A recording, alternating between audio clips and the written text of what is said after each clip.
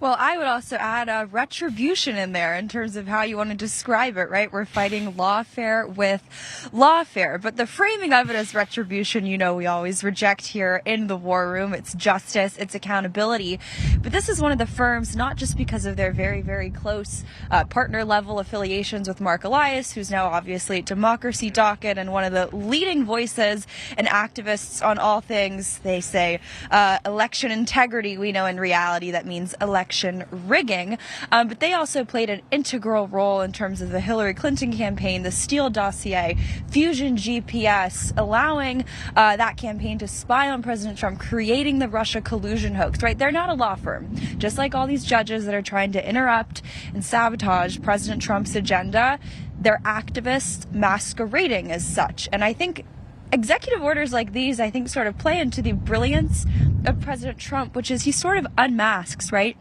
Just the absurdity, I guess you could call it, of the deep state, but just of how this city operates. What do I mean by that? He's so wonderful at unmasking the bias of the mainstream media, the bias of elections, the bias of even things like presidential debate commissions. But I think with his revocation of security clearances, not just for law firms like Perkins, Coie, but also, remember, what was it just a few weeks ago, revoking security clearances for people like Mark Zaid and Norm Eisen, really makes you wonder why in the heck these people had them to begin with, sort of in the same way as to why so many of these, DC-based NGOs were receiving such hefty, high-dollar contracts for work that really could only be at best described as euphemistic ways of sabotaging the populist movement, and at worst, just a straight-up racket.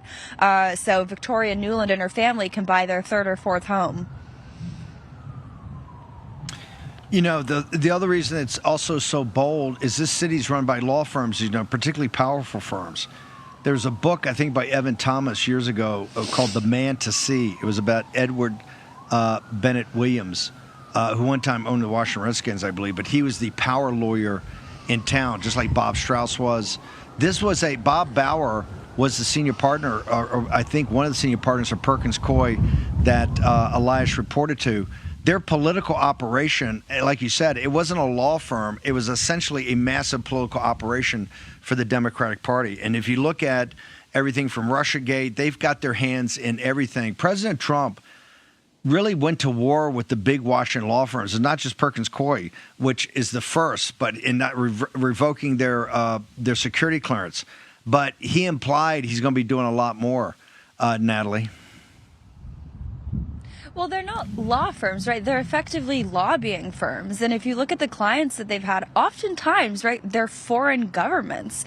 Oftentimes it's the Chinese Communist Party. And I think when you look, if you want to link this, for example, to what was it earlier today, all those, Chinese Communist Party linked, if not employed hackers being indicted for trying to steal and hack into inboxes of high-level American officials. I think if you really get to the bottom of why so many Chinese Communist Party linked entities want to hire and retain, right, domestic or here Western law firms that really are just a stone's throw away from me right now, it's because of these security clearances, right? It's very nefarious.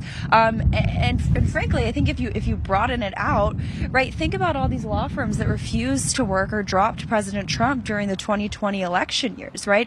These are clearly partisan actors. I don't understand why they have security clearances in the first place to begin with, but I think today is a day where you really come to appreciate, frankly, what I guess we'll call the interregnum period, right? The 2020 to 2024 stolen election years, because President Trump and this whole movement, we were able to see who our enemies actually were, and make no mistake, still are. But I think it gave us the ability to pursue EOs like this, revocations of security clearances like this, because this really gets to the heart of it, right? So much of DOJ is about, cutting off the heads. I guess it's a hydra head of the deep state from the government perspective, but it's a very corporatist, right, kind of public-private fusion partnership, right, where they sort of carry out, or they offsource the stuff that impinges, whether it's the censorship stuff, you name it, to corporations, or in this case, the law firms. And I think today, really, I know we aren't allowed to say retribution, but it's a wonderful day for justice and accountability.